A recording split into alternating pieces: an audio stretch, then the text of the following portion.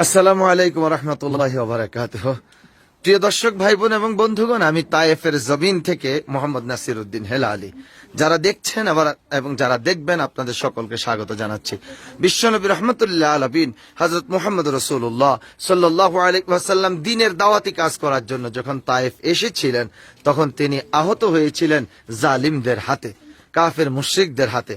আহত হওয়ার পর রাসূল করিম সাল্লাল্লাহু আলাইহি ওয়াসাল্লাম যেই বাগানে আশ্রয় নিয়েছিলেন, এটা হচ্ছে সেই বাগান। প্রিয় বন্ধুগণ, এটাই সেই বাগান। রাসূল সাল্লাল্লাহু আলাইহি ওয়াসাল্লাম এই বাগানে আশ্রয় নিয়েছিলেন।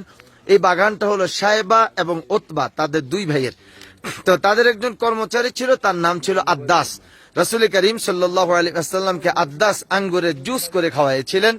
রাসূল সাল্লাল্লাহু আলাইহি ওয়াসাল্লাম বিসমিল্লাহ বলে শুরু করেছেন, আর এই জায়গাতে আদ্দাস ঈমান এনেছিলেন। তো আদ্দাস ঈমান এনেছেন।